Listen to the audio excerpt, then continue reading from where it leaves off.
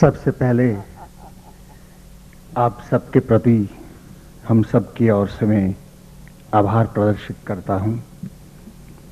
पूज्य बापू अपने हाथों से शाल उठाकर आशीष उष्मा प्रदान करेंगे।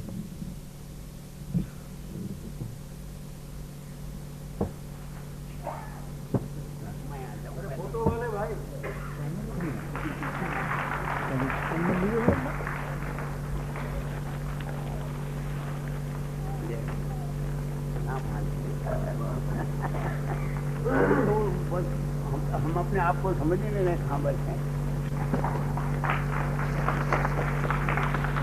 वाह वाह।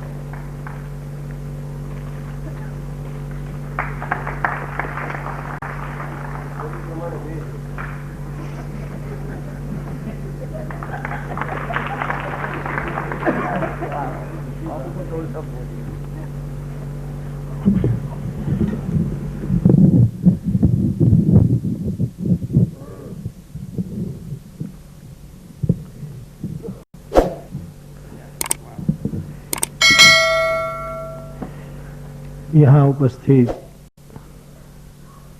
सभी जो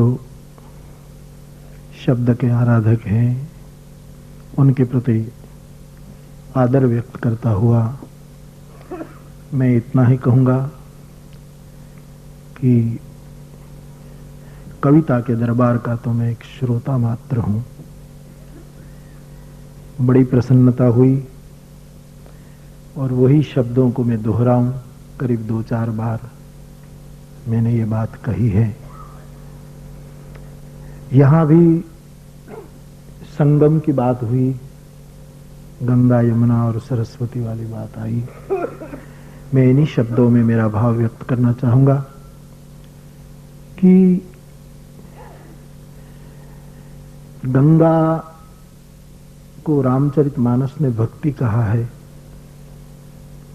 राम भगति जहाँ सुर सरी धारा, और यमुना जी को रामचरितमानस ने कर्म कहा है। तो जब हम प्रयाग में जाते हैं, हम सब ने देखा है, यहां भी जिक्र हुआ, तो गंगा के जल का जो वर्ण है और यमुना का जो वर्ण है भिन्न भिन्न, एक श्याम है एक गौर है, लेकिन दोनों प्रगट हैं। प्रयाग में दोनों जहां मिलते हैं वहां हम उसको पकड़ सकते हैं कि ये गंगा है यमुना है। और उसी तरह हमारे जीवन में भी भक्ति प्रकट हो ही जाती है, उसको छिपाया नहीं जा सकता। किसी के भी जीवन में जब भक्ति की गंगा बहती है तो लाख गुप्त रखना चाहे तो भी वो गुप्त नहीं रख पाता। यद्यपि मुख बोले नहीं तो नयन देते हैं रोई। और यमुना जी कर्म है, और कर्म भी तो संसार में छिप नहीं रहते, वो कैसे भी बाहर आ ही जाते हैं। कवि गंग ने कहा था, तारों के तेज में चांद छिपे नहीं, सूर्य छिपे नहीं बादल छायो, रीढ़ पड़े रजपूत छिपे ना, दातार छिपे नहीं मांगन आयो, चंचल नारी को नैन छिपे ना, प्रीत छिपे ना पूंछ दिखायो। कवि गंग कहे सुनो शाह अकबर, किसी के कर्म छिपे न भभूत लगायो।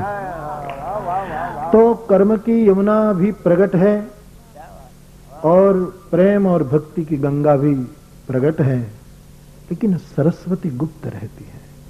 लेकिन भगवान की कृपा की अब हमारे देश की सरस्वती भी मुखर होने लगी है, प्रकट होने लगी है, और निर्भयता से देश की परिस्थिति पर, लोगों की संवेदना पर, लोगों की समस्या पर, व्यक्तिगत अनुभूतियों से लेकर वैश्विक अनुभूतियां तक इस सरस्वती राष्ट्र की अब प्रकट हो रही हैं।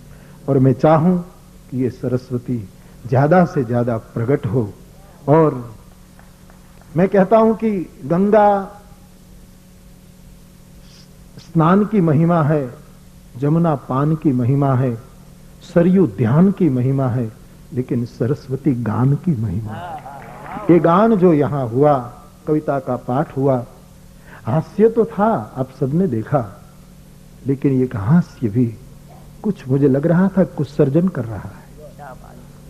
हास्य में आदमी हिलता है और कोई भी हिली चीज गिर जाती है, लेकिन यहां लग रहा था कि इस हास्य से कुछ ऐसा हिलना हो रहा था कि भीतर अलोल होता जा रहा था और ऊपर से कुछ हिला जा रहा था। तो ऐसी सरस्वती का प्रगटीकरण राष्ट्र में और हो, ऐसी मैं प्रभु के चरणों में प्रार्थना करूं। और आखिर में वही शब्द फिर दोहराऊं। मैंने शायद 2-4 कविता सम्मेलनों में जब ऐसा बोलना पड़ा तब मैंने कहा है कि सविता आकाश में है, जिसको हम सूरज कहते हैं। सविता आकाश में है और सरिता धरती पर है।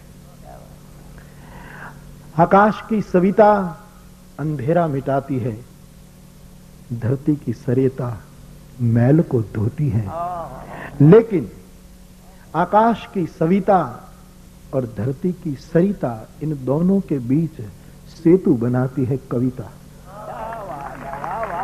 और जहां सेतु नहीं तो सेतु बिना कहीं शिवलिंग स्थापित नहीं होता, सेतु नहीं होता वहां कभी रामेश्वर नहीं होता, सेतु नहीं तो संसार को शिव नहीं मिलता। शिव का मतलब है मेरा कल्याण। तो सेतु चाहिए। सरिता लाख बहे, सविता सदियों से उदित होती है, अस्त होती है, लेकिन ये दोनों के बीच में है कविता। आज वाल्मीकि की कविता न होती, आज व्यास की कविता न होती, आज गोस्वामी जी की कविता न होती तो दुनिया में सेतु न होता, और सेतु न होता तो देर रात तक हम इतने प्यार से बैठे नहीं होते। तो मेरे भाई बहन, मैं मेरी प्रसन्नता व्यक्त करता हूं और मुझे और खुशी है कि बिना मांगे सभी आदरणीय शब्द आराधकों ने वचन दे दिया है कि हम फिर आएंगे। और हम तो रामायण के आदमी है। प्राण जाहु बरु वचन न जाई, वो प्राण और अमिताभ बच्चन वाली बात नहीं है। ये तो भीतरी प्राण की बात है। आज सुबह की कथा में ही मैं चर्चा कर रहा था कि प्राणो ब्रह्मेति व्यजानात्, अन्नम ब्रह्मेति व्यजानात्, मनो ब्रह्मेति व्यजानात्, आनंद विज्ञानम ब्रह्मेति व्यजानात्, आनंदो ब्रह्मेति व्यजानात्। तो ऐसा आपने भाव व्यक्त किया है। आप सब ने भी बहुत बहुत, मुझे लगता है कि उसको भाव से सुना है, एकाग्रता से सुना है। और पुनः मैं मेरी प्रसन्नता व्यक्त करता हूं। बस मेरे देश की सरस्वती और प्रकट हो, और प्रकट हो, और धन्य कर दिया आपने। पूज्य बापू के आशीर्वाद के साथ आज का ये कवि सम्मेलन यहाँ पर संपन्न होता है। जय सिया राम।